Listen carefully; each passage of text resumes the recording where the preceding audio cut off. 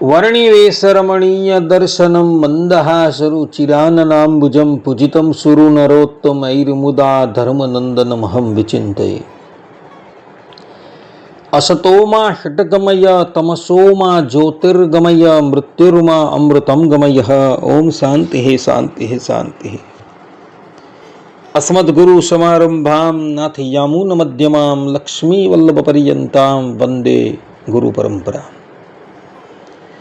આજની જ્ઞાન સભાની અંદર પધારનારા બધા જ ભગવદ્ ભક્તોને વેદાંતાચાર્ય, પુરાણ ઇતિહાસાચાર્ય, એમએ ફિલોસોફી શાસ્ત્રી રાકેશભાઈના હિતપૂર્વક જય સ્વામિનારાયણ. ભક્તો, આજની આ જ્ઞાન સભાની અંદર આપણે બધા શ્રી કૃષ્ણ યજુર્વેદ શ્વેતાશ્વેતર ઉપનિષદ 6ઠા અધ્યાયના 23મા મંત્ર, યસ્ય દેવે પરાભક્તિ યથા દેવે તથા ગુરો.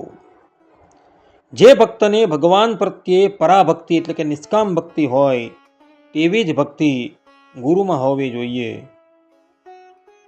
આ સુક્તિ પર, આ શ્રુતિ પર થોડી વાત શ્રવણ કરશું તો બધા જ શ્રોતાગણો પોતાના હિતને અર્થે આ પ્રવચન ધ્યાનપૂર્વક શ્રવણ કરે અને એને આત્મસાત કરી રાખે. સર્વપ્રથમ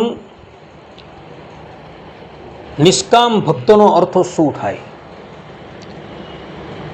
એના પર આપણે વિચાર કરીએ. તો નિષ્કામા ભક્તિ, કામ રહિતા ભક્તિ અર્થાત કે જે ભક્તિમાં કોઈ પણ પ્રકારની વ્યક્તિગત ઈચ્છા કે ફળની અપેક્ષા ન હોય તેને નિષ્કામ ભક્તિ કહેવાય. અને એ ભક્તિ કરનારો જે હોય એને નિષ્કામ ભક્ત કહેવાય છે. ભગવાનના ભક્ત 4 પ્રકારના હોય છે. ભગવાન શ્રી કૃષ્ણ શ્રીમદ ભગવદ્ ગીતાના 7મા અધ્યાયના 16મા શ્લોકમાં કહે છે કે ચતુર્વિધા ભજન્તે મામ જના શકૃતુક્તિનો અર્જુન આર્તો જિજ્ઞાસુર અર્થાર્થી જ્ઞાની ચ ભરતર્ષભ.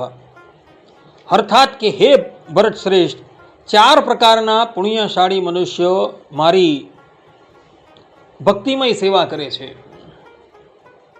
આર્થ એટલે કે દુઃખી, અર્થાર્થી એટલે કામનાવાળો, જિજ્ઞાસુ એટલે જેને આત્મતત્વ જાણવાની જિજ્ઞાસા છે તે, અને જ્ઞાની, જ્ઞાની એટલે નિષ્કામ ભક્ત. આ 4 પ્રકારના ભક્તો એ મારું ભજન કરે છે. સનાતન ધર્મ અને વિવિધ સંપ્રદાયના ગ્રંથોમાં નિષ્કામ ભક્તિને સર્વોચ્ચ માનવામાં આવેલી છે. કે ભગવાનની ભક્તિ કરતો હોય પણ ભગવાનની પાસે કોઈ પણ જાતની જે ઈચ્છા ન રાખતો હોય એવા ભક્તને અને એવી ભક્તિને સર્વોચ્ચ માનવામાં આવેલી છે. પદ્મપુરાણના સૃષ્ટિખંડના 53મા અધ્યાયમાં કહેલું છે, અકામાચ વ્રતમ સર્વમ અક્રોધાત તીર્થ સેવનમ દયા જપ્ય ક્ષમા શુદ્ધમ સંતોષો ધનમેવ ચ. અર્થાત કે નિષ્કામ હોવું એ જ સર્વશ્રેષ્ઠ વ્રત છે. ક્રોધનો ત્યાગ કરી દેવો એ જ તીર્થ સેવન છે. દયા એ જપ તુલ્ય છે અને સંતોષ જ શુદ્ધ ધન છે. અહીં પદ્મપુરાણમાં કહેલું છે કે ભગવાનને વિશે જે નિષ્કામ ભક્તિ હોવી એ જ સર્વશ્રેષ્ઠ વ્રત છે. બીજું કોઈ વ્રત નથી.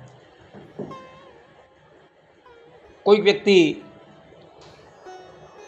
પોતાનું શરીર સૂકવી નાખે ત્યાં લગીન તપસ્યા કરતો હોય પણ એના મનની અંદર જો કામના હોય તો એની તપસ્યા નિષ્કામ ન કહેવાય, એનું ભગવત સ્મરણ નિષ્કામ ન કહેવાય. પરંતુ જેને ભગવાન વિશે કોઈ પણ કામના નથી, કેવલ ભગવાનની પ્રસન્નતાને અર્થે જ જે ભગવાનનું સ્મરણ કરતો હોય, તો એવો ભક્ત જે છે એ શ્રેષ્ઠ છે અને એની તપસ્યા એ પણ સર્વશ્રેષ્ઠ છે. અને એટલે માટે અહીં પદ્મપુરાણમાં કહ્યું છે કે નિષ્કામ હોવું એ જ સર્વશ્રેષ્ઠ વ્રત છે, બીજું કોઈ નથી. શ્રીમદ ભગવદ્ ગીતાના 7મા અધ્યાયના 17મા શ્લોકમાં ભગવાન શ્રી કૃષ્ણ કહે છે કે જ્ઞાની નિત્યયુક્ત એક ભક્તિર વિશિષ્યતે પ્રિયો હિ જ્ઞાનીનો અત્યર્થમ અહમ ચ સ મમ પ્રિય. અર્થાત કે તે ચારેય પ્રકારના ભક્તોમાં હંમેશા મારામાં એક ચિત્ત રહેનારો અને અનન્ય એટલે કે નિષ્કામ ભક્તિ કરનારો જ્ઞાની ભક્ત સર્વશ્રેષ્ઠ છે. કારણ કે એવા જ્ઞાની ભક્તને હું અત્યંત પ્રિય છું અને તે મને અત્યંત પ્રિય છે. શ્રીમદ ભગવદ્ ગીતામાં 4 પ્રકારના ભક્તો બતાવેલા છે. એમાં જ્ઞાનીને ભગવાન શ્રી કૃષ્ણ પોતાનો આત્મા શા માટે કહે છે? એનું કારણ કે પેલા જે 3 ભક્તો છે એને ભગવાન થકી કોઈ કામના છે, પરંતુ જ્ઞાની ભક્ત જે નિષ્કામ ભક્ત છે એને ભગવાનને વિશે કોઈ કામના નથી. અને એટલે માટે ભગવાન શ્રી કૃષ્ણ અહીં એવું કહી રહ્યા છે કે જ્ઞાની ભક્તને હું અત્યંત પ્રિય છું અને તે મને અત્યંત પ્રિય છે. એ જ શ્રીમદ ભગવદ્ ગીતાના 7મા અધ્યાયના 18મા શ્લોકમાં પણ ભગવાન શ્રી કૃષ્ણ કહે છે કે સર્વ એવૈત જ્ઞાની ત્વામ એવ મે મતમ આસ્થિત સહી યુક્તાત્મા મામેવાનું તમામ ગતિમ.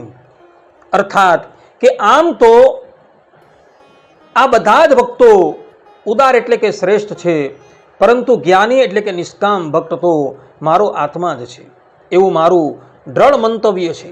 કારણ કે મારામાં જ મન બુદ્ધિ સ્થિર રાખીને તે મને જ પોતાની સર્વોચ્ચ ગતિ માને છે. આવા નિષ્કામ ભક્તને, આવા જ્ઞાની ભક્તને ભગવાન સિવાય કોઈ વાતની ઈચ્છા નથી.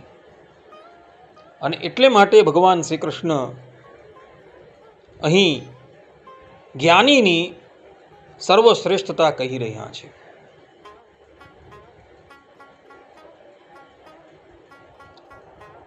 શ્રીમદ ભાગવતમાં 3ય સ્કંદમાં ભગવાન કપિલ કહે છે મદગુણ શ્રુતિ માત્રેણ મયી સર્વ ગુહાશય મનસો ગતિરવિચ્છિન્ના યથા ગંગામ વશોંબુધો લક્ષણ ભક્તિ યોગસ્ય નિર્ગુણસ્ય યુદાર્થમ અહૈતુક્ય વ્યવહિતા યા ભક્તિ પુરુષોત્તમે. અર્થાત જેમ ગંગાજીનું પાણી આપોઆપ સમુદ્ર તરફ વહે છે, તેમ મારા ગુણો સાંભળતા જ સર્વના હૃદયમાં બિરાજમાન એવા મારામાં એટલે કે પુરુષોત્તમમાં મનની ગતિ નિરંતર વહેતી રહે તેને નિર્ગુણ એટલે કે નિષ્કામ ભક્તિ યોગ કહે છે. આ ભક્તિ કોઈ પણ હેતુ એટલે સ્વાર્થ વિનાની અને અવિચ્છિન્ન હોય છે. નિષ્કામ ભક્તને ભગવાનના દર્શન થઈ જાય પછી પણ એની સાધના પૂર્ણ નથી થતી. એની સાધના અવિરત ચાલતી જ રહે છે. પછી એ જે પણ કંઈક કરતો હોય એ બધું જ કેવલ ને કેવલ ભગવાનની પ્રસન્નતાને અર્થે જ કરતો હોય છે. એ જ શ્રીમદ ભાગવતની અંદર પ્રથમ સ્કંદના 2જા અધ્યાયમાં સૂતજી કહે છે કે સવે પુંસામ પરો ધર્મો યતો ભક્તિર અધોક્ષજે અહૈતુકી અપ્રતિહતા યયાત્માસુ પ્રસીદતિ. અર્થાત કે મનુષ્યનો સર્વોત્તમ ધર્મ તે છે જેનાથી ભગવાન પ્રત્યે નિસ્વાર્થ નિષ્કામ અને અવિરત ભક્તિ ઉત્પન્ન થાય. તેવી ભક્તિથી આત્મા સંપૂર્ણ પ્રસન્ન થાય છે. દરેક પુરુષનો કેવલ એક જ ધર્મ છે. કયો? તો શ્રીમદ નારાયણ ભગવાનને વિશે કોઈ પણ કામના રહિત ભક્તિ થવી. આ જ દરેક પુરુષનો એટલે કે જીવ પ્રાણી માત્રનો ધર્મ છે. બીજો કોઈ ધર્મ નથી. ભગવાનને વિશે ભક્તિ થાય એ ભક્તિ જ એ સર્વોત્તમ ધર્મ છે. બીજો કોઈ ધર્મ જ છે નહીં. નારદ ભક્તિ સૂત્રમાં દેવર્ષિ નારદ કહે છે, ન કામયમાના નિરોધ રૂપત્વાત, અર્થાત કે સાચી ભક્તિ કોઈ કામના માટે થતી નથી. તે તો સર્વ કામનાઓનો નિરોધ કરનારી છે. ભગવાનને વિશે સાચી ભક્તિ કઈ? તો દેવર્ષિ નારદ ભક્તિ સૂત્રની અંદર કહી રહ્યા છે કે સર્વ કામનાનો નિરોધ કરનારી જે ભક્તિ છે એ જ વાસ્તવની અંદર ભક્તિ છે. બીજી કોઈ ભક્તિ નથી. ગોસ્વામી તુલસીદાસજી રામચરિત માનસમાં કહે છે, રામ હી કેવલ પ્રેમ પિયારા. ભગવાન શ્રી રામને કેવલ પ્રેમ જ પ્રિય છે. પ્રેમ એટલે નિષ્કામ પ્રેમ. પોતાને વિશે જે નિષ્કામ પ્રેમ છે એ જ ભગવાન શ્રી રામને પ્રિય છે. બીજું એમને કોઈ વસ્તુ પ્રિય નથી. અને એટલે માટે ભગવાન સ્વામિનારાયણ શિક્ષાપત્રીમાં ભક્તિની વ્યાખ્યા કરતા કહે છે, મહાત્મય જ્ઞાન યુક્ત ભૂરી સ્નેહો ભક્તિશ્ચ માધવે. કે ભગવાન શ્રી કૃષ્ણ વિશે મહાત્મય જ્ઞાન પૂર્વક જે અતિ ઘણો સ્નેહ એ જ ભક્તિ. આ ભક્તિની વ્યાખ્યા ભગવાને કરી. અતિ ઘણો સ્નેહ શબ્દ લખેલો છે. જેને કામના હોય ને એને ભગવાનની અંદર સ્નેહ નહીં હોય. એને એની પ્રિય વસ્તુમાં સ્નેહ હોય. અને એ પ્રિય વસ્તુ પ્રાપ્ત થાય એટલે માટે એ ભગવાનનું ભજન કરતો હોય છે. અને એ વસ્તુ એને પ્રાપ્ત થઈ ગઈ એટલે એનો ભગવાનની સાથે સંબંધ પૂર્ણ થાય છે. અને એટલે માટે ભગવાન સ્વામિનારાયણ કહે છે કે મહાત્મય જ્ઞાન યુક્ત ભૂરી સ્નેહો ભક્તિશ્ચ માધવે. આ પ્રમાણેના શબ્દો ભગવાને લખેલા છે. નારદ ભક્તિ સૂત્રમાં દેવર્ષિ નારદ કહે છે, સાતુ અસ્મિન પરમ પ્રેમ રૂપા ગુણ રહિતમ કામના રહિતમ પ્રતિક્ષણ વર્ધમાનમ. અર્થાત કે ભક્તિ ભગવાન પ્રત્યેનો પરમ પ્રેમ છે. તે ગુણોથી પર, કામના રહિત એટલે કે નિષ્કામ, અને ક્ષણે ક્ષણે વધતી રહેતી હોય છે. આ પ્રમાણે અહીં પણ દેવર્ષિ નારદ આ સૂત્રની અંદર એવું કહી રહ્યા છે કે ભગવાનને વિશે જે નિષ્કામ ભક્તિ છે એ જ વાસ્તવની અંદર ભક્તિ છે. અને એ ભક્તિ કેવી? તો ક્ષણે ક્ષણે ક્ષણે ક્ષણે એ ભક્તિ વધતી રહે છે. એમાં ઘટાડો નથી આવતો, પરંતુ વૃદ્ધિ થયા જ કરતી હોય, થયા જ કરતી હોય, થયા જ કરતી હોય. તો એ ભક્તિ જે છે એ શ્રેષ્ઠ ભક્તિ છે. શ્રીમદ ભાગવતના તૃતીય સ્કંદના 29મા અધ્યાયમાં કપિલદેવ ભગવાન કહે છે કે સાલોક્ય સાષ્ટી સામીપ્ય સારૂપ્યત્વમ અપ્યુત દીયમાનમ ન ગૃહણંતિ વિના મત સેવનમ જનાહા. અર્થાત કે આવા નિષ્કામ ભક્તોને જો હું સાલોક્ય એટલે કે મારા લોકની અંદર રહેવું, સાર્ષ્ટી એટલે ભગવાન સમાન ઐશ્વર્ય પ્રાપ્ત કરવું, સામીપ્ય એટલે કે ભગવાનની સમીપમાં રહેવું, સારૂપ્ય એકત્વ એટલે કે સાયુજ્ય, આ 4 પ્રકારની મુક્તિઓને આપું તો પણ તેઓ મારા પ્રેમપૂર્વકના સેવન એટલે કે સેવા સિવાય તેનો સ્વીકાર કરતા નથી. ભગવાનના ભક્તને મોક્ષની પણ ઈચ્છા નથી. આ 4 પ્રકારની જે મુક્તિ છે એ મુક્તિમાંથી એક મુક્તિની પણ એને ઈચ્છા થતી નથી. એ કેવલ ને કેવલ ભગવાનનું ભજન જ કરતો હોય છે.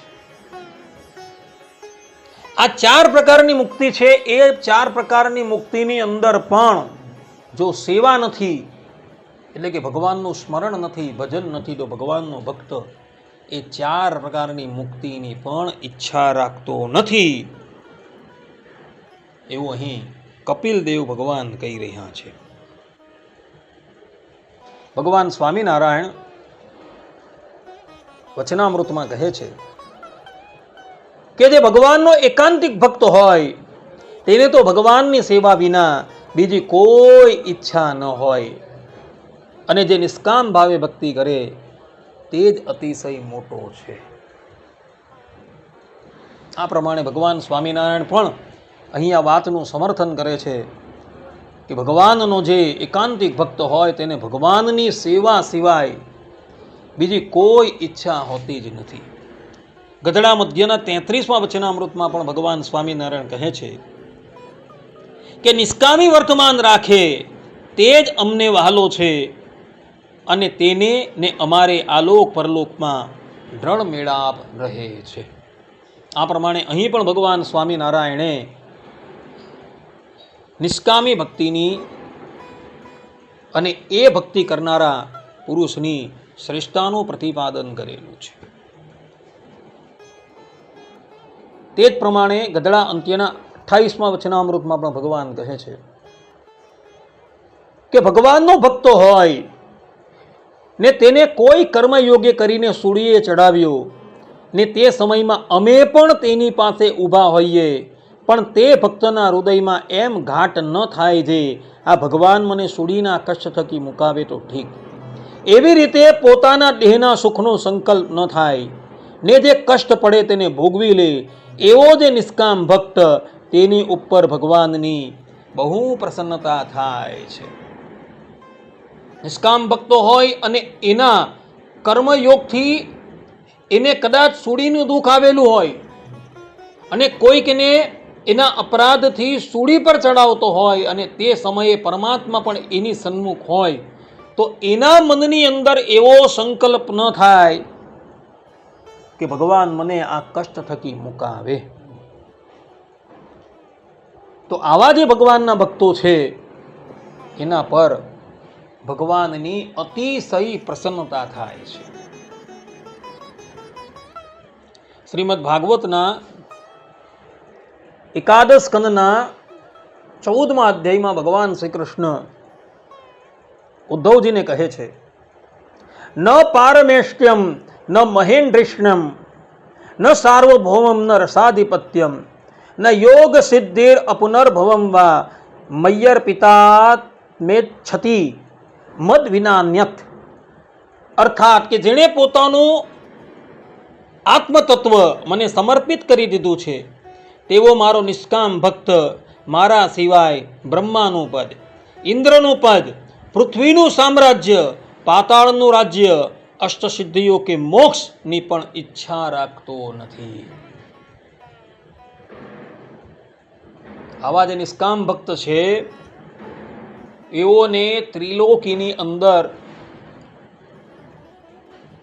કોઈ પણ પદાર્થની ઈચ્છા નથી. બ્રહ્માજીના પદની પણ ઈચ્છા નથી, કે મહેન્દ્રના પદની પણ ઈચ્છા નથી હોતી, પૃથ્વીના સામ્રાજ્યની પણ ઈચ્છા નથી હોતી, કે પાતાળના સામ્રાજ્યની પણ ઈચ્છા નથી હોતી. અરે એની તો ક્યાં વાત કરીએ, એને મોક્ષની પણ ઈચ્છા નથી હોતી. આવા એ નિષ્કામ ભક્ત હોય છે. રામચરિત માનસમાં ગોસ્વામી તુલસીદાસજી કહી રહ્યા છે, ભગતિ તાત અનુપમ સુખ મૂલા મિલઈ જો સંત હોય અનુકૂલા, ભક્તિ કી સાધન કछु આન નહીં સુગમ પંત મોહી જાનત સોહી. અર્થાત કે હે તાત, ભક્તિ અનુપમ અને સુખનું મૂળ છે જે સંતોની કૃપાથી જ મળે છે. ભક્તિ માટે બીજા કોઈ સાધનની જરૂર નથી. આ એવો સરળ માર્ગ છે જેમાં ભક્ત કોઈ ફળની આશા રાખ્યા વિના માત્ર મારામાં લીન રહે છે. ભગવાનના ભક્તને કોઈ ફલની આશા નથી. એ લોકો ભગવાનના શરણની અંદર જ આઠે પહોર લીન રહેતા હોય છે. એ તુલસીદાસજી એ જ રામચરિત માનસમાં કહે છે, જા કે રહી ન કચ ગૃહ લાલસા, પ્રભુપદ કમલ પરાગ કો પ્યાસા. અર્થાત જેને જગતની કોઈ લાલસા નથી અને જે માત્ર પ્રભુના ચરણ કમળની રજનો પ્યાસી છે, તે જ નિષ્કામ ભક્ત ભગવાનને સૌથી વહાલો છે. આવો જે નિષ્કામ ભક્ત છે એ ભગવાનને અતિશય વહાલો છે. ભગવાનને આવા ભક્ત સિવાય પોતાનો આત્મા શંકર, પોતાનો પુત્ર બ્રહ્મા અને પોતાની ભાર્યા લક્ષ્મી અને રાધા પણ એટલા પ્રિય નથી એવા આ નિષ્કામ ભક્તો પ્રિય છે. અને એવા નિષ્કામ ભક્તોને અર્થે એ પરબ્રહ્મ પરમાત્મા ધરાતલની ઉપર પ્રગટ થાય છે. ભગવાનના પ્રાગટ્યનો બીજો કોઈ ઉદ્દેશ્ય નથી. ધર્મની સ્થાપના કરવી એ તો સંકલ્પ માત્રથી કરી શકે છે, પણ આવા ભક્તોને લાળ લડાવવાને અર્થે એ પરમાત્મા ધરાતલની ઉપર પ્રગટ થતા હોય છે. આ સંબંધમાં પુરાણોની અંદર શુદ્ર તુલાધારનું જીવન ચરિત્ર આવે છે. એ તુલાધાર પણ આવા જ નિષ્કામી ભક્ત હતા ને એટલી બધી નિષ્કામતા એની હતી કે ભગવાને એની પરીક્ષા કરવાને અર્થે એવા એવા કાર્ય કરેલા હતા, છતાં પણ એ તુલાધારને એની ધીરજમાંથી ડગાવી ન શકેલા હતા. વાત એવી હતી કે એક નાના ગામમાં તુલાધાર નામનો એક ભક્ત રહેતો હતો, જે ચતુર્થ વર્ણમાં જન્મેલો હતો. ચતુર્થ વર્ણમાં જન્મેલો હોવા છતાં સત્યવાદી, નિર્લોભી, વૈરાગ્યવાન અને ભગવાન વિશે અનન્ય ભક્તિ ધરાવતો હતો.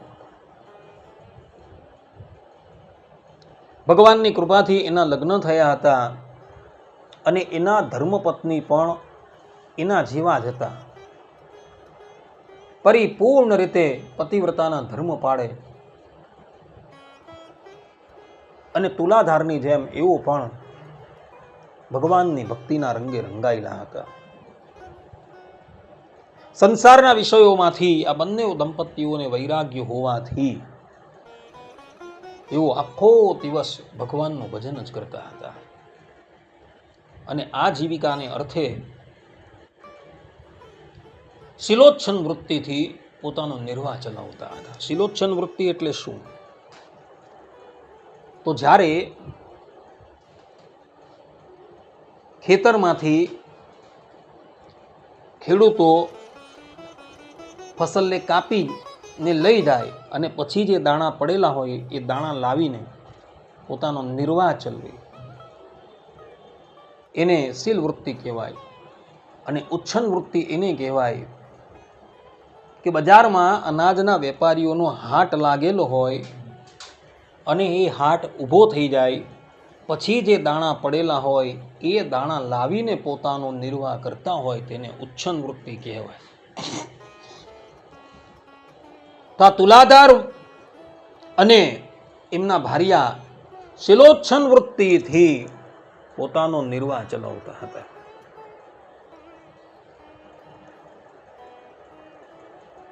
તુલાધારની એટલી બધી દરિદ્રતા હતી,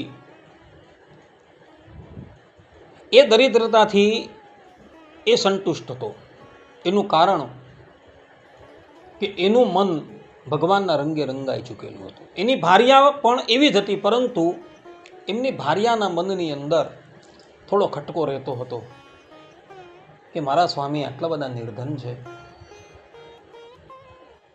સ્વામીની આજ્ઞા ન હોવાથી એ કશે મજૂરી કરવા પણ ન જતી હતી. અને જ્યારે એ કહેતી કે સ્વામી તમે કહેતા હોવ તો હું કોઈના ઘરે મજૂરી કરું, ત્યારે એના સ્વામી ના પાડતા હતા કે નહીં પ્રિય, ભગવાને આપણે જે કક્ષામાં રાખેલા છે એ કક્ષામાં આપણે સારા છીએ, શિરોચ્છન વૃત્તિથી આપણો નિર્વાહ થઈ જાય છે, તો એમાં બસ છે. આપણે ભગવાન છે ને બહુ દયાળુ છે અને બહુ જ કૃપાળુ છે. ઘણી વખત એવો પોતાના ભક્તની પરીક્ષા લેતા હોય છે. આજે એ દયા મહિને તુલાધારની પણ પરીક્ષા લેવાની ઈચ્છા થઈ. તુલાધારની પાસે પહેરવા માટે 2 ધોતી, એ પણ ફાટેલી તૂટેલી, અને 2 ખેસ. સ્નાન કરવા જાય ત્યારે એ ધોતી અને ગમછો લઈને જાય, અને ધોતી પહેરીને સ્નાન કરે, પછી બહાર નીકળે એટલે ધોતી બદલી નાખે અને એ ધોતીને ગમછાને સૂકવી દે અને બીજી ધોતી પહેરી દે. બસ એની પાસે આટલા જ કપડાં હતા. ભગવાને એક દિવસ લીલા કરી.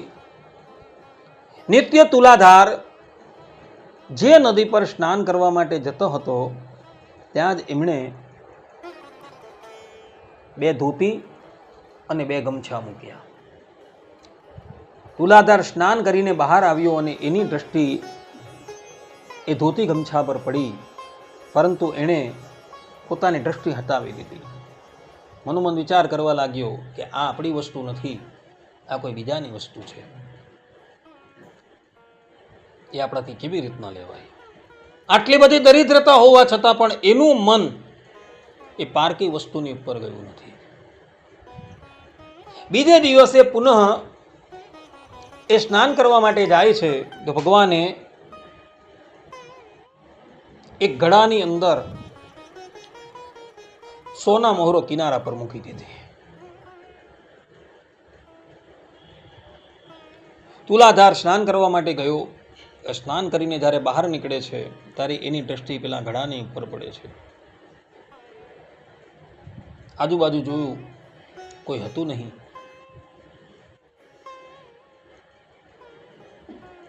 તુલાધાર પોતાની વૃત્તિને પાછી ખેંચીને પોતાના ગંતવ્ય માર્ગની ઉપર જતો રહે છે. એણે મનોમન વિચાર કર્યો કે જો કદાચ હું આ પડેલું ધન લઈ લઉં તો મારું અલોભ વ્રત જે છે એ તૂટી જાય. ધન લેવાથી અહંકાર આવે છે.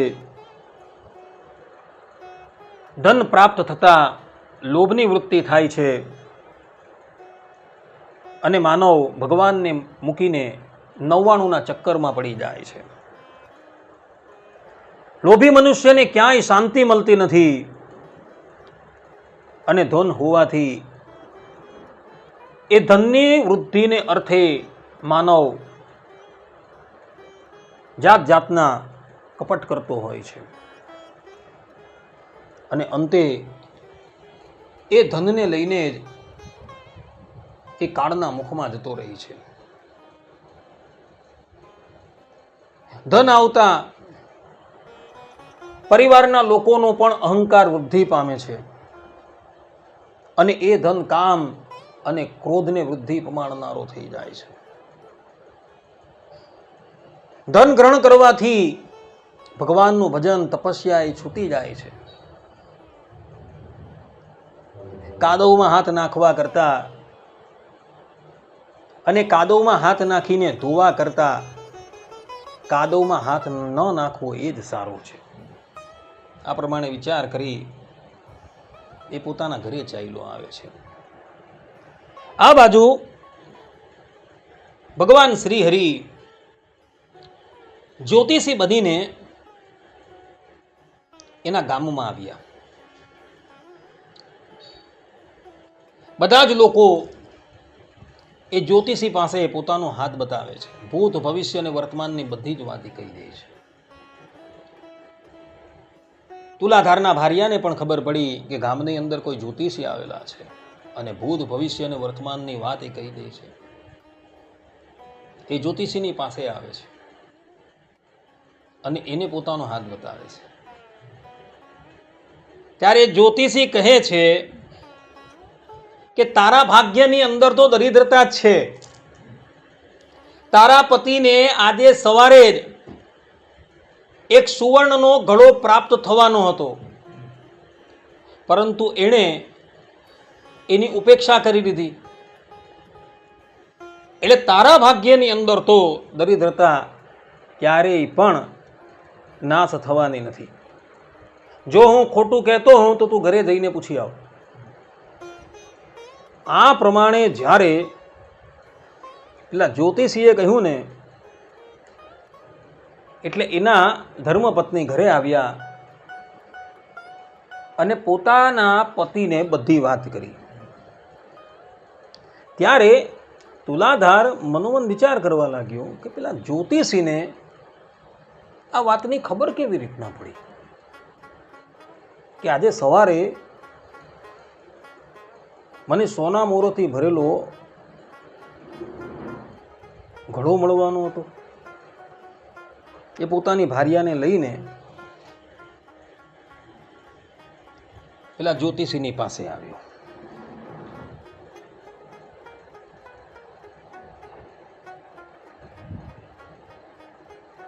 જ્યોતિષીની પાસે આવ્યો એટલે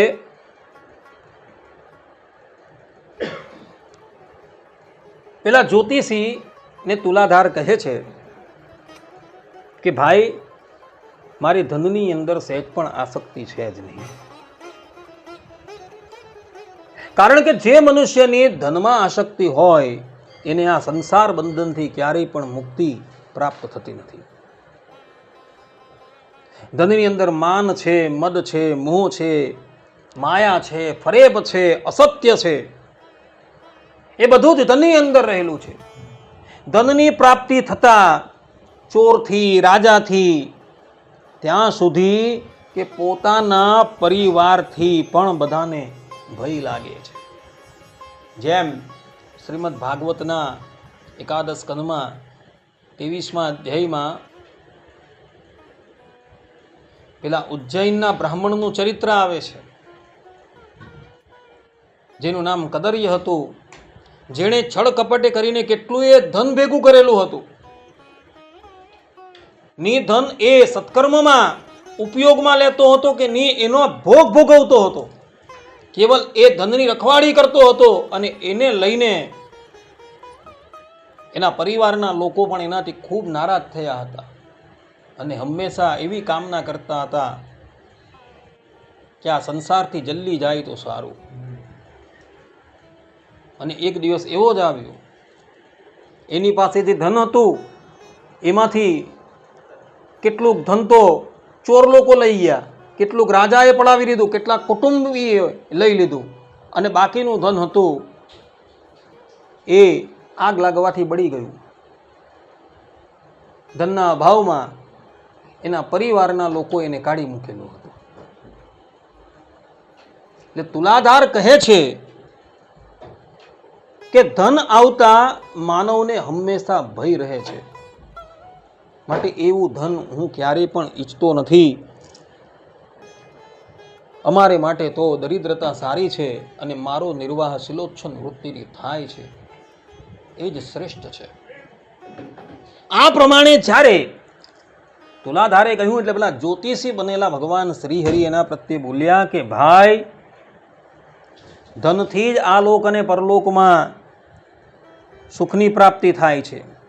જેની પાસે ધન છે એના જ બધા મિત્ર છે, બાંધવ છે, એનું જ કુળ છે, શીલ છે, પાંડિત્ય છે, રૂપ છે, સૌભાગ્ય છે, યશ છે. સ્ત્રી પુત્રાદિક પણ એનો જ આદર કરે છે. નિર્ધનને કોઈ પૂછતું પણ નથી, બધા જ લોકો એનો તિરસ્કાર કરે છે.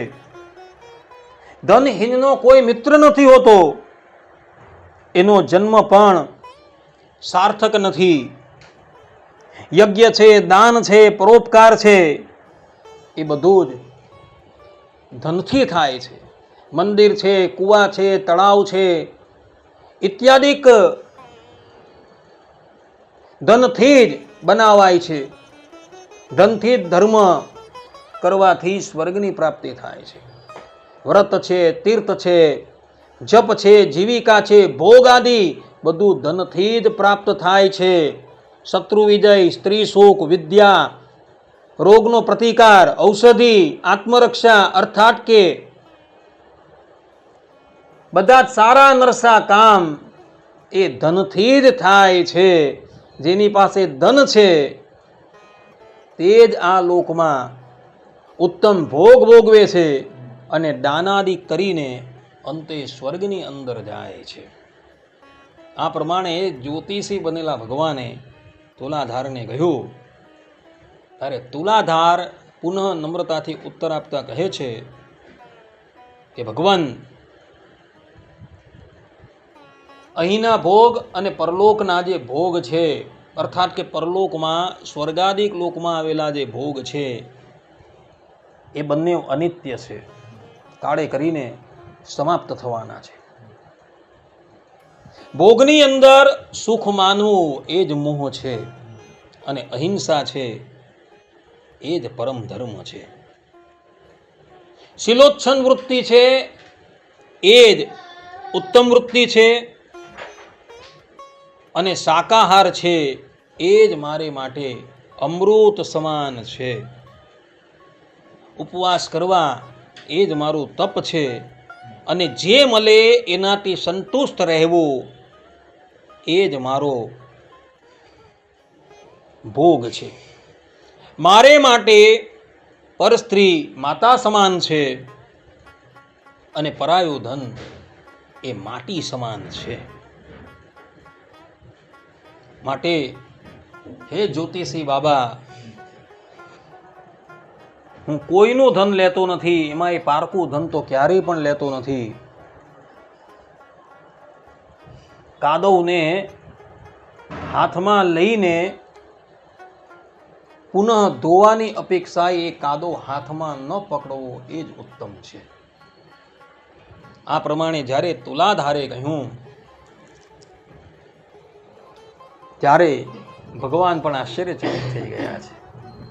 તે પછી તુલાધાર મનોમન વિચાર કરવા લાગ્યા કે આ તુલાધરની વાણી આટલી બધી સુંદર છે, એનું રૂપ પણ આટલું બધું અલૌકિક છે.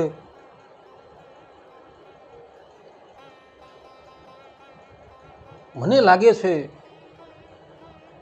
કે આ કોઈ જ્યોતિષી નથી, પરંતુ મારા ઈષ્ટદેવ ભગવાન શ્રી હરિ જ જ્યોતિષીનું રૂપ લઈને મારી પાસે આવેલા છે.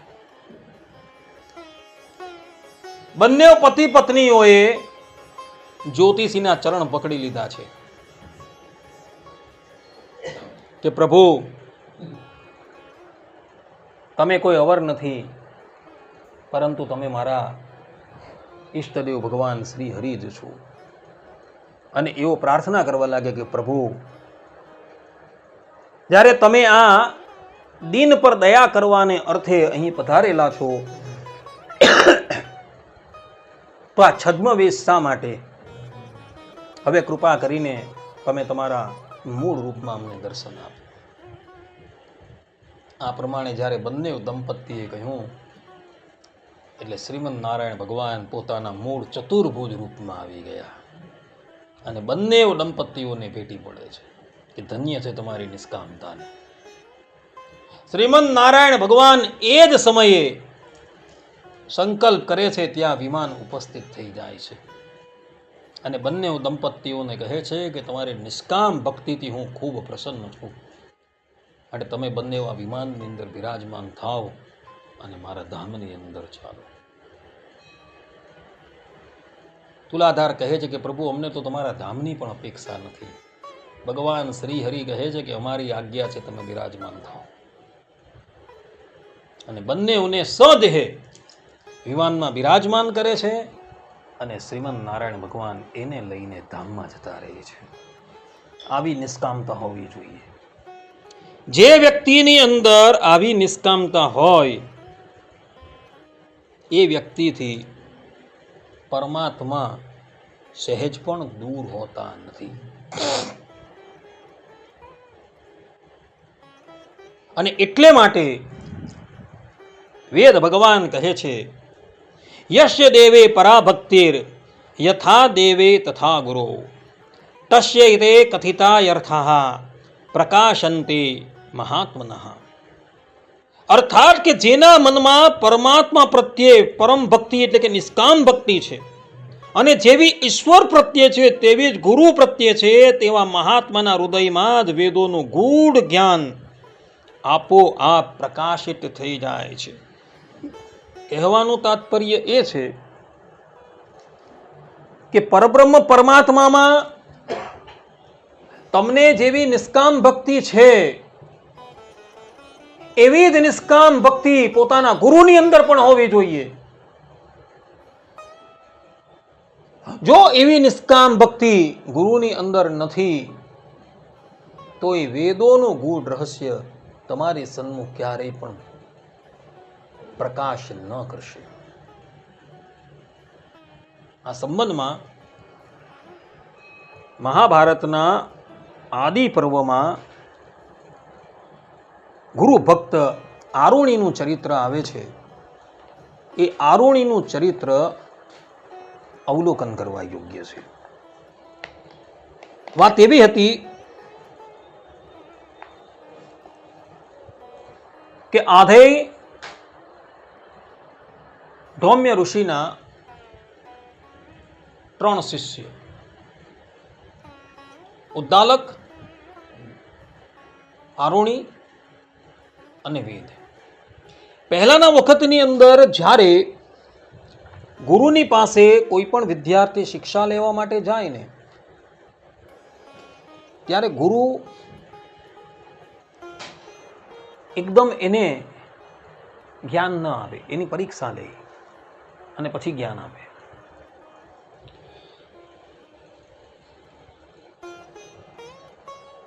આરુણી પણ ગુરુકુલની અંદર ભણવા માટે ગયા છે. ગુરુદેવે એને ગાય ચરાવવાનું કાર્ય સોંપેલું છે કે બેટા તારે નિત્ય ગાય ચરાવવા માટે જવાનું અને ગાયને ચરાવીને સંધ્યા સમયે તારે અહીં આવવાનું. આરુણી કહે કે ભલે. અને પછી આરુણી નિત્ય પ્રાતઃકાળે ગાયોને લઈને વનમાં જાય અને સાંજે એ પાછો ગાયોને લઈને આવે. એક દિવસ ધૌમ્ય ઋષિએ કહ્યું કે બેટા નિત્ય તું ભિક્ષા માગીને લાવે છે અને બધી ભિક્ષા તું મને અર્પણ કરી દે છે, તું તારો નિર્વાહ કેવી રીતના ચલાવે છે? ત્યારે આરુણી કહે કે ગુરુદેવ, હું બીજી વખત ગ્રહસ્થના ઘરે જઈને ભિક્ષા માંગી લાવું છું અને એના દ્વારા મારો નિર્વાહ ચલાવું છું. ધૌમ્ય ઋષિ કહે કે બેટા તું આ બહુ ગલત કાર્ય કરે છે. આના દ્વારા તો તું ગ્રહસ્થની ઉપર વધુ ભાર મૂકે છે. માટે હવે તારે બીજી વખત ભિક્ષા માંગવા નથી જવાનું. જે તું ભિક્ષા લાવે એ ભિક્ષા તારે મને અર્પણ કરી દેવાની. જેવી આજ્ઞા. થોડા દિવસ રહીને ગુરુદેવે પુનઃ આરુણીને પૂછ્યું કે બેટા હવે તારો નિર્વાહ કેવી રીતના ચાલે છે? ત્યારે આરુણી કહે કે ગુરુદેવ, આજે ગાયો છે એ ગાયોનું દૂધ દોહીને હું પાન કરું છું અને એના દ્વારા મારો નિર્વાહ ચાલે છે. ગુરુ કહે કે બેટા આ ગાય તો મારી છે, તું મને પૂછ્યા વગર દુગ્ધ પાન કરે છે, આ ગલત છે. માટે એ ક્રિયા તું બંધ કર. આરુણી કહે કે જેવી આજ્ઞા. થોડા દિવસ રહીને પુનઃ ગુરુ આરુણીને પોતાની પાસે બોલાવે છે અને કહે છે કે બેટા હવે તારો નિર્વાહ કેવી રીતના ચાલે છે? ત્યારે આરુણી કહે છે કે વાછરડાઓ દૂધ પાન કરી લે પછી એના મુખની ઉપર જે ફીણ હોય એ ફીણ હું ગ્રહણ કરીને મારો નિર્વાહ ચલાવું છું. ત્યારે ગુરુદેવ કહે કે બેટા તને એક સુધાતુર જાણીને એ ગાયના બાળકો છે એ તારે માટે પોતાના હોઠો પર ફીણ રહેવા દેતા હશે, માટે આ વૃત્તિ પણ તું બંધ કર. આરુણી કહે કે જેવી આજ્ઞા. ત્યારબાદ થોડા દિવસ પછી એક દિવસ સુધાના કષ્ટથી અતિશય દુઃખી થયેલો આરુણી જંગલમાં એક વૃક્ષની ઉપર આકના પાન ઉગેલા હોય છે. એ આકના પાન તોડે છે અને એ ભક્ષણ કરે છે અને એને લઈને એની નેત્રની વૃત્તિ ચાલી જાય છે. એ ગાયોને લઈને જ્યારે પાછો ફરતો હોય છે ત્યારે એક ખુલ્લા કૂવાની અંદર પડી જાય છે. નિત્યની જેમ ગાયો તો ગૌશાળામાં આવી ગઈ, પરંતુ આરુણી આવ્યો નહીં. એટલે ગુરુદેવે પોતાના શિષ્યોને કહ્યું કે ગાયો આવી ગઈ પરંતુ આરુણી આવેલું નથી, એ ક્યાં ગયો હશે? ચાલો આપણે એને શોધવા જઈએ. તો બધા શિષ્યોને લઈને ધૌમ્ય ઋષિ આરુણીને શોધવાને અર્થે જંગલમાં જાય છે અને બધા જોર જોરથી પુકાર કરે છે કે બેટા આરુણી તું ક્યાં છે? બેટા આરુણી તું ક્યાં છે? ત્યારે એક કૂવામાંથી અવાજ આવે છે કે ગુરુદેવ હું આ કૂવાની અંદર પડેલો છું. ધૌમ્ય ઋષિ દોડતા દોડતા કૂવાની પાસે આવે છે અને એને કહે છે કે બેટા તું કૂવાની અંદર શું કરે છે? ત્યારે આરુણી કહે છે કે સુધાના કષ્ટને લઈને અમે આકના પત્તા ભક્ષણ કરેલા હતા અને એને લઈને મારી નેત્રની જ્યોતિ ચાલી ગઈ. હું આશ્રમ પાછો ફરતો હતો ત્યારે ખુલ્લા કૂવાની અંદર પડી ગયો છું. અતિ કૃપાળુ ગુરુદેવ આરુણીને કહે છે કે બેટા તું દેવતાઓના વૈદ્ય અશ્વની કુમારની સ્તુતિ કર અને એવો તારી સન્મુખ પ્રગટ થઈને તને નેત્ર પ્રદાન કરશે. ગુરુની આજ્ઞા થતા આરુણી વેદ મંત્રો દ્વારા અશ્વની કુમારની સ્તુતિ કરે છે. એટલે અશ્વની કુમારો ત્યાં ઉપસ્થિત થાય છે અને એને નેત્ર પ્રદાન કરે છે અને પછી એને ઉચકીને બહાર મૂકી દે છે. પોતાની સન્મુખ પોતાના ગુરુ ઉપસ્થિત હતા. આરુણી ગુરુના ચરણમાં પડી જાય છે. ગુરુદેવ એને ચરણમાંથી ઊભો કરી હૃદય લગાવે છે અને એના મસ્તકની ઉપર હાથ મૂકે છે કે બેટા તે મારી આજ્ઞા પાળવાને અર્થે કોઈ પણ જાતની કચાશ રાખી નથી, માટે જા હું તને આશીર્વાદ આપું છું કે તારા હૃદયમાં અંગે સહિત ચારેય વેદોનું જ્ઞાન થઈ જશે. સકલ શાસ્ત્રોમાં તારી અબાધ ગતિ થશે અને તું જગતની અંદર ગુરુ ભક્તિના આદર્શ તરીકે વિખ્યાત થઈ જશે. આ પ્રમાણે આશીર્વાદ આપ્યો ને ત્યાં જ આરુણીના હૃદયની અંદર સકલ સત્શાસ્ત્રનું જ્ઞાન પ્રગટ થઈ ગયું છે. અને આજે પણ જ્યારે જ્યારે ગુરુ ભક્તિના દ્રષ્ટાંત આપવામાં આવે છે ત્યારે આરુણીનું દ્રષ્ટાંત આપવામાં આવે છે કે આ હતા ગુરુ ભક્ત.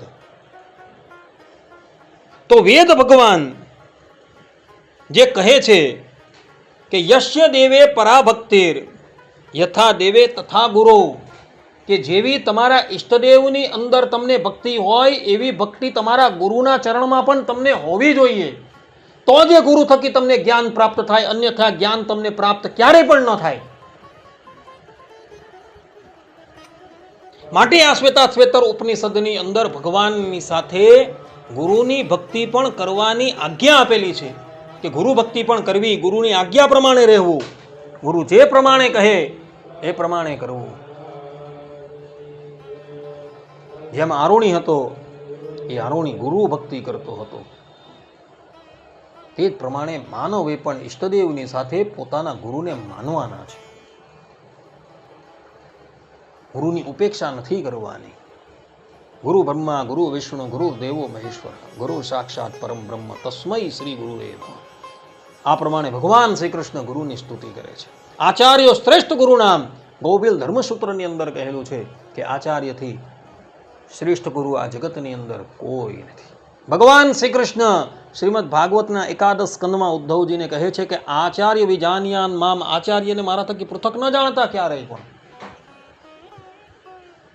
ગુરુનામ મંત્રદઃ સ્વયં. બ્રહ્મવૈવત પુરાણના કૃષ્ણ જન્મ ખંડમાં ભગવાન શ્રી કૃષ્ણ નંદ બાવાને કહે છે કે બધા જ ગુરુઓની અંદર આચાર્ય ગુરુ તરીકે હું સ્વયં બિરાજમાન છું. આ પ્રમાણે ગુરુનો મહિમા ભગવાને પોતાના સ્વમુખે ગાયેલો છે. એટલે પોતાના ઈષ્ટદેવ પ્રત્યે જેવી ભક્તિ હોય તેવી ભક્તિ ગુરુ પ્રત્યે હોવી જોઈએ, એવું શ્વેતાશ્વેતર ઉપનિષદના આ મંત્રની અંદર કહેવામાં આવેલું છે. માટે ભક્તો, તમે બધા પણ પોતાના ઈષ્ટદેવની સાથે ગુરુમાં પણ ભક્તિ રાખજો. કારણ કે એ જ પ્રમાણેની આજ્ઞા વેદ ભગવાને આપેલી છે. આ જ શાસ્ત્રનો સિદ્ધાંત છે. અસ્તુ.